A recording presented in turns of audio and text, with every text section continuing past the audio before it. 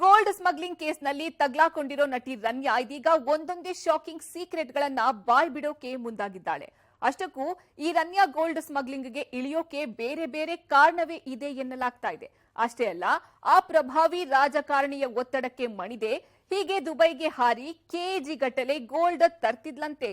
ಇನ್ನು ಆ ಚಿನ್ನದ ಅಂಗಡಿಯ ಹೆಸರು ಕೂಡ ಈ ರಾಜಕಾರಣಿ ಹಾಗೂ ರನ್ಯಾ ಜೊತೆಗೆ ತಳುಕು ಹಾಕೊಂಡಿದೆ. ಹಾಗಾದ್ರೆ ರನ್ಯಾ ಹಿಂದೆ ಅಡಗಿದೆಯಾ ಬಹುದೊಡ್ಡ ಗ್ಯಾಂಗು? ದೊಡ್ಡ ದೊಡ್ಡ ಮಿಖಗಳೆಲ್ಲ ತಪ್ಪಿಸಿಕೊಂಡು ರನ್ಯಾ ಬಲೆಗೆ ಬಿದ್ದಳ? ಏನ್ ಕಥೆ ಹೇಳ್ತೀವಿ ಕೇಳಿ. ಗೋಲ್ಡ್ ಸ್ಮಗ್ಲರ್ ರನ್ಯಾನ ಹಿಂದಿದ್ದಾರ ಆ ರಾಜಕಾರಣಿ. ಬ್ಲಾಕ್ ಮೇಲ್ ಮಾಡ್ತಿದ್ರು. ನಟಿ ಸಿಡಿಸಿದ್ಯಂತ bomb. Every day is not a Sunday ಅಂತಾರಲ್ಲ, ಹಾಗಾಯ್ತು ನೋಡಿ ರನ್ಯಾ ಲೈಫ್ ನಲ್ಲಿ. ರನ್ಯಾ ಲೀಲಾಜಾಲವಾಗಿ ದುಬೈಗೆ ಹಾರ್ಕೊಂಡು ಹೋಗಿ ಬರ್ತಾ ಇದ್ಲು. ಪ್ರೋಟೋಕಾಲ್ ವಾಹನ ಅವಳ ಸೇವೆಗೆ ಸಿದ್ಧವಾಗಿದ್ದ ಕಾರಣ ಅಲ್ಲಿ ಸ್ಕ್ಯಾನಿಂಗ್ ಸ್ಕ್ರೀನಿಂಗ್ ಎಲ್ಲ ಅವಾಯ್ಡ್ ಆಗ್ತಾ ಇತ್ತು. ಹೇಳ್ಕೊಳ್ಳೋಕೆ ಬೇರೆ ಈಕೆ DIG ಮಗಳಾಗಿದ್ರಿಂದ ಅಷ್ಟೇನೋ ಯಾರು ವಿಮಾನ ನಿಲ್ದಾಣದಲ್ಲಿ ಅಡ್ಡಿ ಪಡಿಸ್ತಾ ಇರಲಿಲ್ಲ. ಇದನ್ನೇ ಬಂಡವಾಳ ಮಾಡಿಕೊಂಡ ರನ್ಯಾ ಕಮಿಷನ್ ಆಸೆಗಾಗಿ ಗೋಲ್ಡ್ ಸ್ಮಗ್ಲಿಂಗ್ಗೆ ಇಳಿದು ಬಿಟ್ಟಿದ್ಲು. ಹಾಗೆ ನೋಡಿದ್ರೆ ಗೋಲ್ಡ್ ಖರೀದಿ ಮಾಡೋಕೆ ಈಕೆಯ ಬಳಿ ಅಷ್ಟೆಲ್ಲ ಕೋಟ್ಯಾಂತರ ರೂಪಾಯಿ ಹಣನೇ ಇಲ್ಲ. ಆದ್ರೂ ಅಷ್ಟೊಂದು ಗೋಲ್ಡ್ ಖರೀದಿ ಮಾಡಿದ್ ಹೇಗೆ ಅಂದ್ರೆ ಇದಕ್ಕೆ ಬೇರೆ ಬೇರೆ ಸಂಗತಿಗಳೆಲ್ಲ ಬಟಾ ಬಯಲಾಗ್ತಾ ಇದೆ. ಇನ್ವೆಸ್ಟರೇ ಬೇರೆ ಈಕೆ ಏನಿದ್ರು ಅವರು ಕೊಟ್ಟ ಹಣದಲ್ಲಿ ಗೋಲ್ಡ್ ತಂದು ಕೊಟ್ಟು ಕೆಜಿಗಿಷ್ಟು ಅಂತ ಕಮಿಷನ್ ಪಡೆಯೋದಷ್ಟೇ ಅಂತ. ಹೀಗೆ ಕೇವಲ ಗೋಲ್ಡ್ ತಂದು ಕೊಡ್ತಾ ಇದ್ದ ರನ್ಯಾರಾವ್ ಕೆಜಿ ಚಿನ್ನಕ್ಕೆ 1 ಲಕ್ಷ ಪಡಿತಾ ಇದ್ಲಂತೆ. ಪ್ರತಿ ಪ್ರವಾಸದಲ್ಲೂ ಏನಿಲ್ಲ ಅಂದ್ರೂ 12 ರಿಂದ 13 ಲಕ್ಷ ಸಂಪಾದನೆ ಮಾಡ್ತಿದ್ಲಂತೆ. ಅಲ್ಲಿಗೆ 12 ರಿಂದ 13 ಕೆಜಿ ಚಿನ್ನವನ್ನ ತಂದು ಕೊಡ್ತಾ ಇದ್ಲು ಏನು. ಈ ಬಾರಿಯೂ 14 ಕೆಜಿ ಚಿನ್ನದ ಗಟ್ಟಿಯನ್ನ ಬೆಲ್ಟ್ ನಲ್ಲಿ ಅಡಗಿಸಿಟ್ಕೊಂಡು ಬರುವಾಗ ಸೀದಾ ಏರ್ಪೋರ್ಟ್ ನಲ್ಲಿ ಸಿಕ್ಕಾಕೊಂಡಿದ್ಲು. ಇಲ್ಲೂ ಕೂಡ ರನ್ಯಾ ಸ್ಕ್ರೀನಿಂಗ್ ಏನೂ ಒಳಗಾಗಿರ್ಲಿಲ್ಲ. ಆದ್ರೆ ಇದಾಗ್ಲೇ ಆಕೆ ಕಳೆದ 4 ಬಾರಿಯ ಟ್ರಿಪ್ಗೂ ಒಂದೇ ಕಾಸ್ಟ್ಯೂಮ್ ಬಳಸಿದ್ರಿಂದಲೇ ಪೊಲೀಸರ ಕೈಗೆ ತಗ್ಲಾಕೊಂಡಿದ್ರು. ಇಲ್ಲದೆ ಹೋಗಿದ್ರೆ ಈ ಬಾರಿಯೂ ಆಕೆ ಎಸ್ಕೇಪ್ ಆಗೋ ಎಲ್ಲ ಅವಕಾಶ ಇತ್ತು. ಇವಳು ಒಂದೇ ತರವಾದ ಕಾಸ್ಟ್ಯೂಮ್ ಹಾಗೆ ಒಂದೇ ದಿನಕ್ಕೆ ರಿಟರ್ನ್ ಆಗ್ತಾ ಇದ್ದ ಪರಿಯೇ ಪೊಲೀಸರನ್ನ ಕಸ್ಟಮ್ಸ್ ಅಧಿಕಾರಿಗಳನ್ನ ಅನುಮಾನಕ್ಕೆ ದೂಡಿ ಕಾರ್ಯಾಚರಣೆಗೆ ಪ್ರೋತ್ಸಾಹಿಸಿತು. ಹೀಗೆ ರನ್ಯಾರಾವ್ ಪೊಲೀಸರ ಅತಿಥಿ ಆಗ್ತಾ ಇದ್ದ ಹಾಗೆ ಒಂದಷ್ಟು ಸ್ಫೋಟಕ ವಿಚಾರಗಳು ಬಯಲಾಗ್ತಾ ಇದೆ. ಈ ಗೋಲ್ಡ್ ಕೇಸ್ ಸ್ಮಗ್ಲಿಂಗ್ ನಲ್ಲಿ ರನ್ಯಾ ಕೇವಲ ಪಾತ್ರಧಾರಿಯಷ್ಟೇ, ಸೂತ್ರಧಾರಿ ಆ ರಾಜಕಾರಣಿ ಅನ್ನೋ ಮಾತು ಕೇಳಿಬಂದಿದೆ. ಗೋಲ್ಡ್ ಸ್ಮಗ್ಲಿಂಗ್ ರನ್ಯಾ ಪಾತ್ರಧಾರಿ, ರನ್ಯಾ ಹಿಂದೆ ಅಡಗಿರೋದು ಯಾರು? ಸೂತ್ರಧಾರಿ. ರನ್ಯಾಗೆ ಗೋಲ್ಡ್ ಸ್ಮಗ್ಲಿಂಗ್ ಮಾಡೋಷ್ಟು ಧೈರ್ಯ ಇಲ್ಲ. ಆದ್ರೂ ಈಕೆ ಯಾಕೆ ಹೀಗೆ ಗೋಲ್ಡ್ ಸ್ಮಗ್ಲಿಂಗ್ ಕೇಸ್ ನಲ್ಲಿ ತಗಲಾಕೊಂಡ್ಲು ಅಂತ ನೋಡಿದ್ರೆ ಅದರಲ್ಲೊಬ್ಬ ಜವಾಬ್ದಾರಿಯುತ ಸ್ಥಾನದಲ್ಲಿರುವ ತಂದೆಯ ಮಗಳಾಗಿ ಅಂತ ಯೋಚಿಸಿದ್ರೆ ಈಕೆ ಹಿಂದೆ ಬೇರೆಯದ್ದೇ ಕತೆಗಳು ತೆರೆದುಕೊಳ್ತಾ ಇದೆ. ಅಷ್ಟಕ್ಕೂ 4 ತಿಂಗಳ ಹಿಂದೆ ಮದುವೆ ಆದವಳು ಆರಾಮಾಗಿ ಸಂಸಾರ ನಡೆಸ್ಕೊಂಡು ಇರಬಹುದಾಗಿತ್ತು. ಆದ್ರೆ ಈಕೆ ಬ್ಲಾಕ್ ಮೇಲ್ಗೆ ಒಳಗಾದ್ಲ ಅನ್ನೋ ಪ್ರಶ್ನೆ ಕೂಡ ಕಾಡ್ತಿದೆ. ಯಾಕಂದ್ರೆ ಈಕೆಯೇ ಖುದ್ದು ಪೊಲೀಸರ ವಿಚಾರಣೆಯಲ್ಲಿ ತನ್ನನ್ನ ಬ್ಲಾಕ್ ಮೇಲ್ ಮಾಡ್ತಿದ್ರು, ಹಾಗಾಗಿ ನಾನು ಈ ಕೆಲಸ ಮಾಡ್ಬೇಕಾಗಿ ಬಂತು ಅಂದಿದ್ದಾಳಂತೆ. ಎಲ್ಲಾ ಸೇರಿ ನನ್ನನ್ನ ಟ್ರ್ಯಾಪ್ ಮಾಡಿದ್ದಾರೆ ಅಂತ ಅವಲತ್ತು ಕೊಂಡಿದ್ದಾಳಂತೆ. ಅಲ್ಲಿ ರನ್ಯಾರಾವ್ ಹಿಂದೆ ಯಾರೋ ಅಡಗಿದ್ದಾರೆ ಅನ್ನೋದು ಪೊಲೀಸರಿಗೆ ಬಲವಾದ ಅನುಮಾನ ಬಂದಿದೆ. ಅಷ್ಟೇ ಅಲ್ಲ, ಅಷ್ಟೆಲ್ಲ ಚಿನ್ನ ಖರೀದಿ ಮಾಡೋಕೆ ರನ್ಯಾ ಕೈಯಲ್ಲಿ ಸಾಧ್ಯವೂ ಇಲ್ಲ ಅನ್ನೋದು ಆಕೆಯ ಬ್ಯಾಂಕ್ ಸೇವಿಂಗ್ಸ್ ಡೀಟೇಲ್ನಿಂದಲೇ ಗೊತ್ತಾಗಿರೋದ್ರಿಂದ ಪೊಲೀಸರು ಬೇರೆ ಬೇರೆ ಆಯಾಮದಲ್ಲಿ ತನಿಖೆನ ಶುರು ಮಾಡಿದ್ದಾರೆ.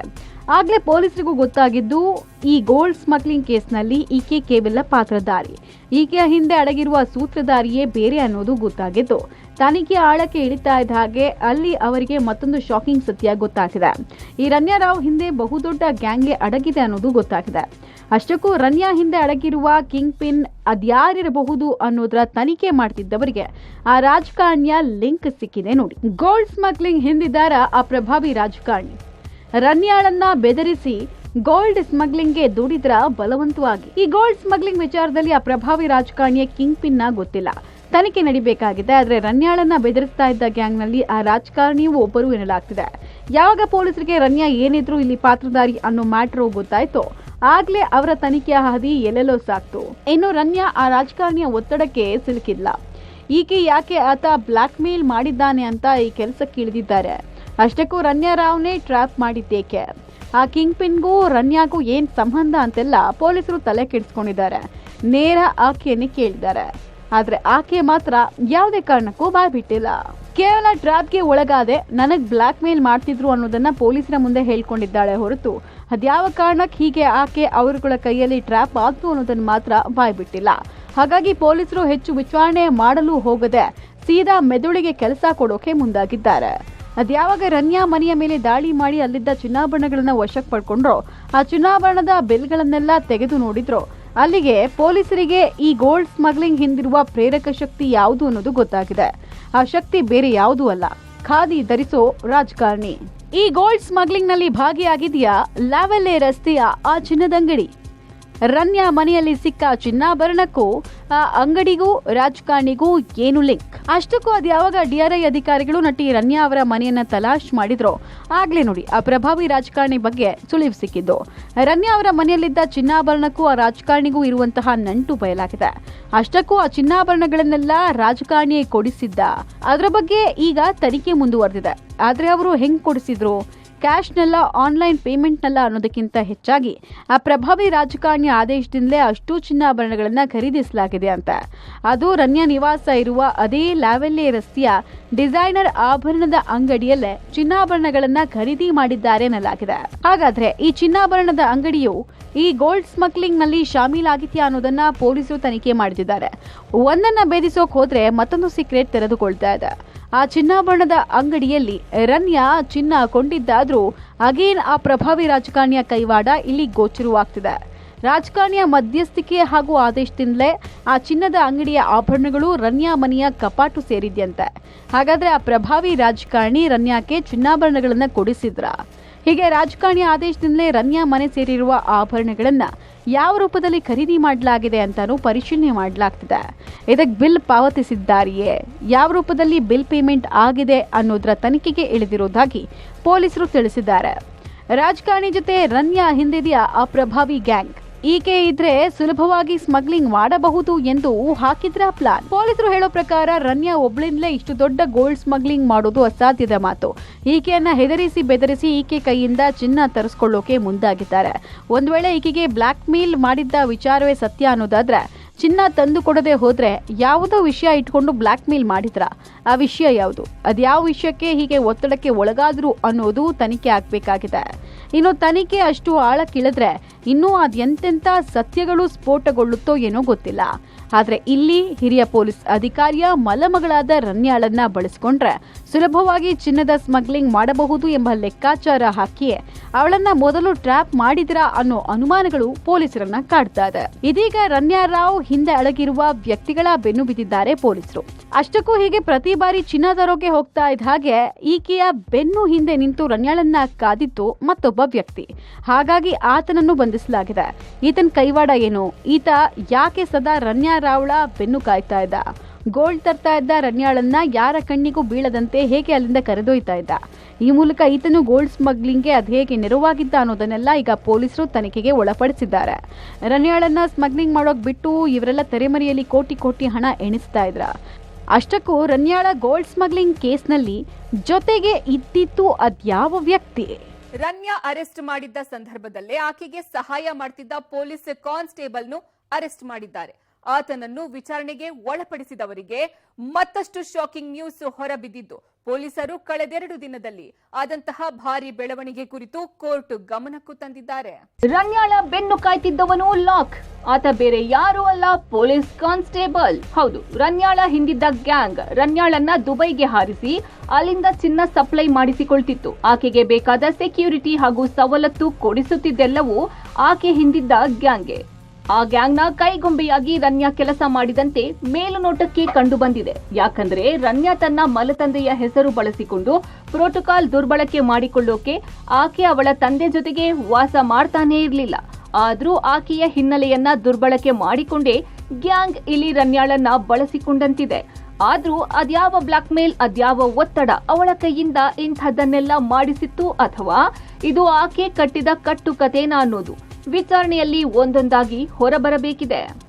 ಆದ್ರೂ ಹೀಗೆ ರನ್ಯಾ ದುಬೈನಿಂದ ಗಟ್ಟಿ ಚಿನ್ನದೊಂದಿಗೆ ಬೆಂಗಳೂರಿಗೆ ವಾಪಸ್ ಆಗ್ತಿದ್ದ ಹಾಗೆ ಅವಳನ್ನ ಬರಮಾಡಿಕೊಳ್ಳುತ್ತಿದ್ದು ಮಾತ್ರ ಒಬ್ಬ ಪೊಲೀಸ್ ಕಾನ್ಸ್ಟೇಬಲ್. ಆತನ ಕಾರಣದಿಂದಾಗಿಯೇ ರನ್ಯಾ ಎಲ್ಲೂ ಏರ್ಪೋರ್ಟ್ನಲ್ಲಿ ಚೆಕಿಂಗ್ ಅಂತಾಗ್ಲಿ ಅಥವಾ ಸ್ಕ್ರೀನಿಂಗ್ ಅಂತಾಗ್ಲಿ ತಪಾಸಣೆಗೆ ಒಳಗಾಗ್ತಿರಲಿಲ್ಲ. ಅವಳ ಹಿನ್ನೆಲೆ ಹೇಳಿಯೇ ಅವಳನ್ನ ಎಲ್ಲಾ ಕಡೆಯಿಂದಲೂ ಬಚಾವ್ ಮಾಡಿಕೊಂಡು ಕರೆದುಕೊಂಡು ಬರ್ತಾ ಇದ್ದಿದ್ದು ಪೊಲೀಸ್ ಕಾನ್ಸ್ಟೇಬಲ್ ಬಸವರಾಜು. ಡಿಆರ್ಐ ಅಧಿಕಾರಿಗಳು ಆತನನ್ನು ಅರೆಸ್ಟ್ ಮಾಡಿ ಆತನ ಹೇಳಿಕೆಯನ್ನು ರೆಕಾರ್ಡ್ ಮಾಡಿಕೊಂಡಿದ್ದಾರೆ. ಇನ್ನು ಆತ ಅದೇನೇನ್ ವಿಷಯವನ್ನ ಕಕ್ಕಿದ್ದಾನೋ ಗೊತ್ತಿಲ್ಲ. ಆದ್ರೆ ರನ್ಯಾಳ ಬಂಧನದ ಬಳಿಕ ರಾಜ್ಯದಲ್ಲಿ ಅಡಗಿರೋ ಬಹುದೊಡ್ಡ ಗೋಲ್ಡ್ ಸ್ಮಗ್ಲಿಂಗ್ ಗ್ಯಾಂಗ್ ಒಂದು ಪತ್ತೆಯಾಗೋ ಎಲ್ಲಾ ಲಕ್ಷಣಗಳು ಕಾಣ್ತಿದೆ. ರನ್ಯಾ ನ್ಯಾಯಾಂಗ ಬಂಧನ ಆಕ್ಷೇಪಿಸಿದ ಡಿಆರ್ಐ. 3 ದಿನ ಪೊಲೀಸ್ ಕಸ್ಟಡಿಗೆ ಕೇಳಿದ ಆಫೀಸರ್ಸ್. ಸದ್ಯ ರನ್ಯಾ ಈಗ ನ್ಯಾಯಾಂಗ ಬಂಧನದಲ್ಲಿದ್ದಾಳೆ. ಆದ್ರೆ ಆಕೆಯನ್ನ ಪೊಲೀಸ್ ಕಸ್ಟಡಿಗೆ ಕೊಡಬೇಕು ಅಂತ ಕೇಳ್ತಿದ್ದಾರೆ ಡಿಆರ್ಐ ಅಧಿಕಾರಿಗಳು. ಅಷ್ಟಕ್ಕೂ ರನ್ಯಾ ಹಿಂದೆ ಅಡಗಿರೋ ಅದ್ಯಾವ ಗ್ಯಾಂಗ್ನ ಸುಳಿವು ಸಿಕ್ಕಿದೆಯೋ ಏನೋ, ಆ ಗ್ಯಾಂಗ್ ಜಾಲವನ್ನು ಹೊರಗೆಳಿಬೇಕು ಅನ್ನೋ ಪಣ ತೊಟ್ಟಿದಂತಿದೆ. ಹಾಗಾಗಿ ಬೇಲ್ಗೂ ಆಕ್ಷೇಪಣೆ ವ್ಯಕ್ತಪಡಿಸಿದೆ. ನ್ಯಾಯಾಲಯಕ್ಕೆ ಡಿಆರ್ಐ ಮನವಿ. ನ್ಯಾಯಾಂಗದ ಬಂಧನ ಬೇಡ, ಪೊಲೀಸ್ ಕಸ್ಟಡಿಗೆ ಕೊಡಿ ಎಂದು ಮನವಿ ಮಾಡಿದ್ದಾರೆ. ಅಲ್ಲದೆ ಕಳೆದೆರಡು ದಿನದಲ್ಲಿ ಸಾಕಷ್ಟು ಬೆಳವಣಿಗೆ ನಡೆದಿದೆ. ಈಕೆ ದುಬೈನಿಂದ ಬರುವಾಗ ಸಾಕಷ್ಟು ಜನರ ಸಂಪರ್ಕ ಮಾಡಿದ್ದಾಳೆ. ರಾಷ್ಟ್ರೀಯ ಭದ್ರತಾ ದೃಷ್ಟಿಯಿಂದ ಆಕೆ ಕಸ್ಟಡಿಗೆ ಬೇಕು ಎಂದು ನ್ಯಾಯಾಲಯಕ್ಕೆ ಮುಚ್ಚಿದ ಲಕೋಟೆಯಲ್ಲಿ ಕೆಲ ದಾಖಲೆಗಳನ್ನು ಸಲ್ಲಿಸಿದ್ದಾರೆ. ಇನ್ನು ರನ್ಯಾಗೆ ಬೇಲ್ ಸಿಕ್ಕರೆ ಉಳಿದವರಿಗೆ ವಿಚಾರ ತಿಳಿದು ಹೋಗುತ್ತೆ. ಈಕೆಯ ಹಿಂದೆ ಒಂದು ದೊಡ್ಡ ಸಿಂಡಿಕೇಟೇ ಅಡಗಿದೆ. ಆ ಸಿಂಡಿಕೇಟ್ ಬ್ರೇಕ್ ಮಾಡೋಕೆ ಈಕೆ ಪೊಲೀಸ್ ಕಸ್ಟಡಿಗೆ ಬೇಕಾಗಿದ್ದಾಳೆ. ಜೈಲು ಅಧಿಕಾರಿಗಳ ಮುಂದೆ ವಿಚಾರಣೆ ಮಾಡುವುದು ಅಸಾಧ್ಯ. ಆಕೆಯ ಮೊಬೈಲ್ ಹಾಗೂ ಲ್ಯಾಪ್ಟಾಪ್ಗಳನ್ನು ವಶಕ್ಕೆ ಪಡೆದು ಮಹತ್ತರ ದಾಖಲೆಗಳನ್ನು ಸಂಗ್ರಹಿಸಿದ ಬಳಿಕವೇ ಇದರಲ್ಲಿ ದೊಡ್ಡ ಜಾಲ ಅಡಗಿದೆ ಎಂಬುದು ತಿಳಿದು ಬಂದಿದೆ. ಆ ಜಾಲ ಪತ್ತೆ ಮಾಡಲು ಆಕೆಯನ್ನ ಪೊಲೀಸ್ ಕಸ್ಟಡಿಗೆ ಕೊಡಿ ಎಂದು ಡಿಆರ್ಐ ಪರ ವಕೀಲರು ವಾದಿಸಿದ್ದಾರೆ. ಬಹುಶಃ ಈ ಡಿಆರ್ಐ ಅಧಿಕಾರಿಗಳು ಈ ರನ್ಯಾಳ ಸ್ಮಗ್ಲಿಂಗ್ ಕೇಸ್ನ ಇಲ್ಲಿಗೆ ಬಿಡುವಂತೆ ಕಾಣ್ತಿಲ್ಲ. ಅವರೇನಾದ್ರೂ ಹಠಕ್ಕೆ ಬಿದ್ದಿದ್ದೆ ಆದ್ರೆ ಅಲ್ಲಿಗೆ ಈ ರನ್ಯಾ ಹಿಂದೆ ಅಡಗಿರೋ ಗ್ಯಾಂಗ್ ಪಕ್ಕಾ ಪತ್ತೆ ಆಗಲಿದೆ. 4 ತಿಂಗಳ ಹಿಂದಷ್ಟೇ ಅದ್ಧೂರಿಯಾಗಿ ಮದುವೆಯಾಗಿದ್ದ ರನ್ಯಾ ಈ ಗೋಲ್ಡ್ ಸ್ಮಗ್ಲಿಂಗ್ ನಲ್ಲಿ ತಗ್ಲಾಕೊಳ್ಳೋಕೆ ಗಂಡನು ಕಾರಣನಾಗಿದ್ನ. ಅಷ್ಟಕ್ಕೂ ಗಂಡನ ಪಾತ್ರ ಏನು ಇದರಲ್ಲಿ? ಗಂಡನ ಬ್ಯಾಕ್ ಗ್ರೌಂಡ್ ಕೇಳಿದ್ರಂತೂ ಶಾಕ್ ಆಗ್ತೀರಾ ನೋಡಿ. ಪ್ರತಿಷ್ಠಿತ ಹೋಟೆಲ್ನಲ್ಲಿ 4 ತಿಂಗಳ ಹಿಂದಷ್ಟೇ ರನ್ಯಾ ಅದ್ಧೂರಿ ವಿವಾಹ. ರನ್ಯಾ ಜೊತೆ ದುಬೈಗೆ ಗಂಡನೂ ಪ್ರವಾಸ. ಏನು ಆತನ ಪಾತ್ರ? ಕಳೆದ 1 ವರ್ಷದಲ್ಲಿ ರನ್ಯಾ 30 ಬಾರಿ ದುಬೈಗೆ ಪ್ರವಾಸ ಮಾಡಿದ್ದಾಳೆ. ಅದರಲ್ಲೂ ಜನವರಿ ಬಳಿಕ ಹೆಚ್ಚೆಚ್ಚು ಬಾರಿ ಹೋಗಿದ್ದು 14 ದಿನದಲ್ಲೇ 4 ಟ್ರಿಪ್ ಮಾಡಿದ್ದಾಳೆ. ಈ ರನ್ಯಾ ಕಳೆದ ನವೆಂಬರ್ನಲ್ಲಿ ಪ್ರತಿಷ್ಠಿತ ಹೋಟೆಲ್ನಲ್ಲಿ ಜತಿನ್ ಹುಕ್ಕೇರಿ ಎಂಬಾತನನ್ನ ವಿವಾಹ ಆಗಿದ್ದಳು. ಈತ ಏನು ಕಮ್ಮಿ ಕುಳ ಅಲ್ಲ, ಒಳ್ಳೆ business man, architect, interior designer. ಲಂಡನ್ನಲ್ಲಿ ವಿದ್ಯಾಭ್ಯಾಸ ಮಾಡಿರೋ ಜತೀನ್ ಅಲ್ಲೂ ಇಲ್ಲೂ ತಮ್ಮ ಬಿಸಿನೆಸ್ ನ ವಿಸ್ತರಿಸಿಕೊಂಡಿದ್ದಾರೆ. ಅಷ್ಟೇ ಯಾಕೆ, ಡೆಲ್ಲಿ, ಮುಂಬೈ, ಕೋಲ್ಕತ್ತಾದಲ್ಲೆಲ್ಲ ತಮ್ಮ ಬಿಸಿನೆಸ್ ಎಸ್ಟಾಬ್ಲಿಷ್ ಮಾಡಿಕೊಂಡಿದ್ದಾರೆ. ವ್ಯಾಪಾರ, ಹೋಟೆಲ್ ಹಾಗೂ ಮನರಂಜನಾ ಉದ್ಯಮದಲ್ಲಿ ತಮ್ಮದೇ ಹೆಸರು ಮಾಡಿಕೊಂಡಿದ್ದಾರೆ.